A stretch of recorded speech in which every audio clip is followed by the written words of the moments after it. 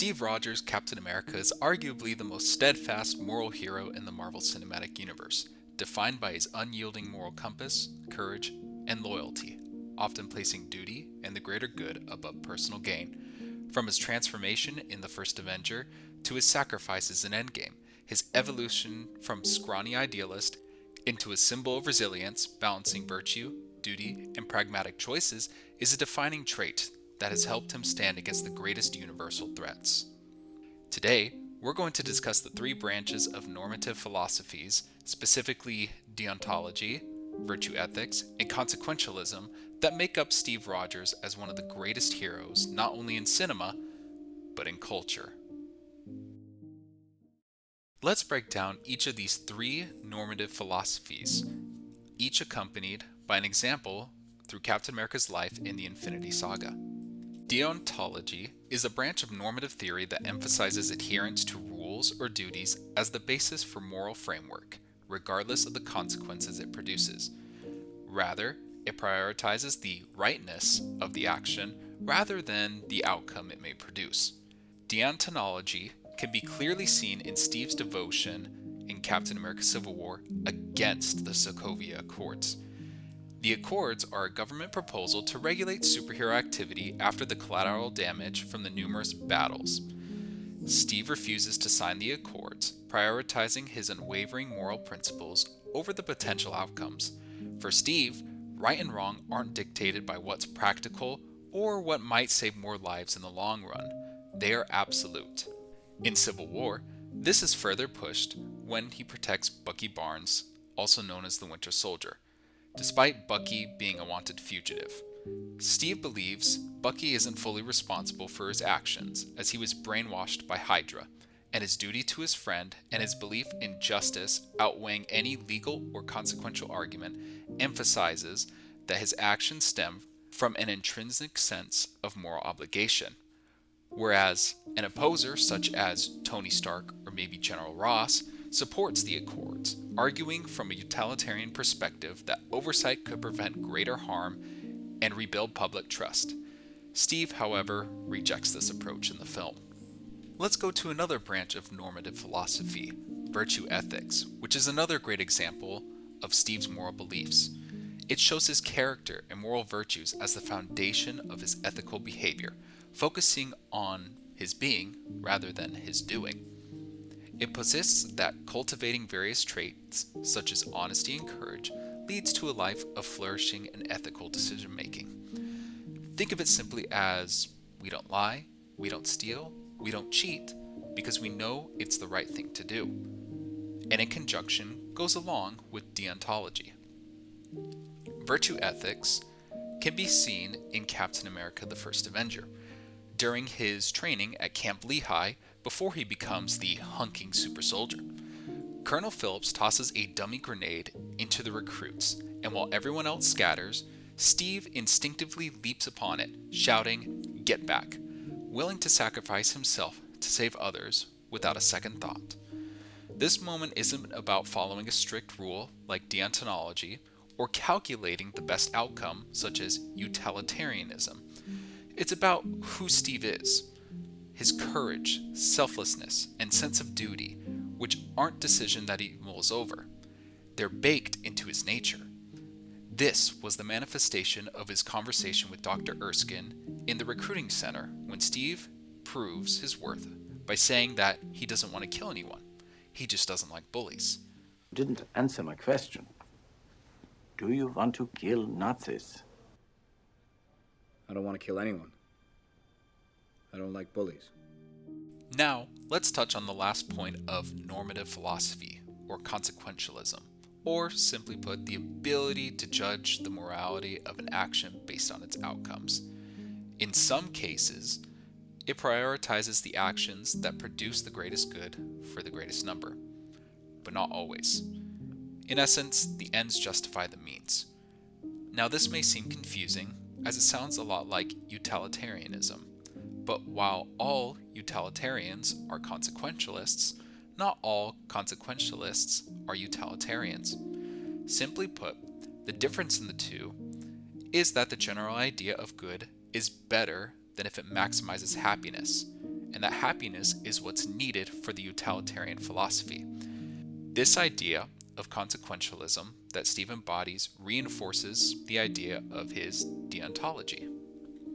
In illustrating this point, in Captain America the Winter Soldier, after uncovering Hydra has infiltrated S.H.I.E.L.D. and is behind Project Insight, a plan to preemptively eliminate millions of potential threats using weaponized helicarriers, Steve, Natasha, and Fury devise a plan to stop it. The critical moment comes when the team has Natasha upload all of S.H.I.E.L.D.'s, or Hydra's, classified files to the internet, effectively dismantling the organization. Even at the hesitation of Fury's wishes, Steve notes this is the only way. And maybe we can salvage what's left. We're not salvaging anything. We're not just taking down the carriers, Nick. We're taking down S.H.I.E.L.D. S.H.I.E.L.D. had nothing to do with it. You gave me this mission. This is how it ends. S.H.I.E.L.D., Hydra. It all goes. To give a bit more clarification, this isn't a purely deontological move tied to an absolute duty, nor is this about his virtuous character. It's a pragmatic, outcome-driven call. Steve knows that keeping S.H.I.E.L.D. intact risks Hydra retaining power, and the only way to ensure the greater good, saving millions of lives from Project Insight's targeting, is to burn it all down. Now you may be asking, that's all well and good.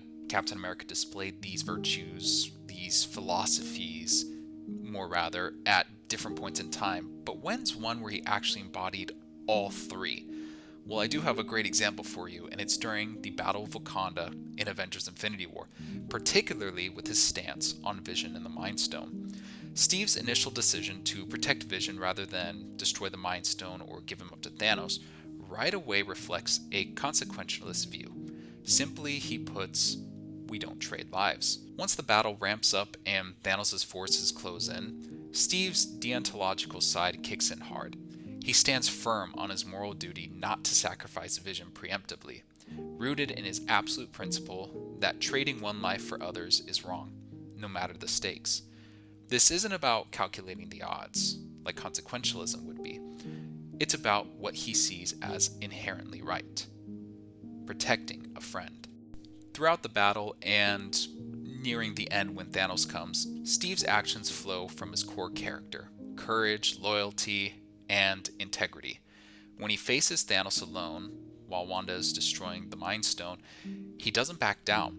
He throws punch after punch, despite being hopelessly outmatched. This isn't about any duties or outcomes. It's who Steve is. Think back again to my example of the dummy grenade. It didn't matter that it was fake. It didn't matter the results. It didn't matter about anything else except for it's who he is. His refusal to yield, even as Thanos brushed him aside, reflects the virtuous traits that define him: standing for what's right, protecting others, and showing unshakable resolve. His plan was thinking about the broader outcome. If they could save Vision and still stop Thanos, they avoid losing an ally while potentially gaining time to find another way. He pushes Shuri to extract the Mind Stone in Wakanda. He pushes Wakanda and all of its people to try to defend it, giving Shuri more time. And that was a solution he was betting on that would hopefully maximize the lives that could be saved over the immediate certain destruction of the stone. The consequences he's aiming for is a win without compromise, even if it's a long shot. Of course, these philosophies put together aren't without its fault. His unwavering code of morals defied the utilitarian and really the overall consequentialist approach of wanting to save half the universe, which Thanos would ultimately destroy. Eliminating Vision and destroying the stone would have ultimately wrecked Thanos' conquest. Captain America is a wartime hero, and as Ultron explains, without war, he really doesn't have a purpose. But the reason why it makes him so good in this situation is because he's been in war, unlike most of the other Avengers. He understands that sometimes, at the behest of compromising, you have to make the right call. And he believed that trying to save Vision and not destroying the Mind Stone was the best decision, hopefully for everybody. Understanding that destroying Vision to save lives would inherently lead to the best consequences for everyone, but he wanted to have it both ways. This was ultimately one part that led to the defeat of the Avengers during the Infinity War, but the misjudgments were done with Steve at the helm and led to the last line of defense to a losing battle. While no one moral ethic or philosophy is perfect, I believe that a mixture of them and applying it to certain situations in the best way is the best thing that we can do. Steve Rogers' philosophies are praised and considered some of the best examples of what humanity can be. Now, of course, I don't mean humanity in the closed mind sense as just American. It could be for any country, any people of any nationality. It embodies an establishment of duty and moral principles to provide a stable, reliable foundation to integrity, courage, and compassion that can inspire others to reflect on their consequences and the consequences of their actions, and that could better humanity as a whole and give us an outline of the best version of what humanity can be.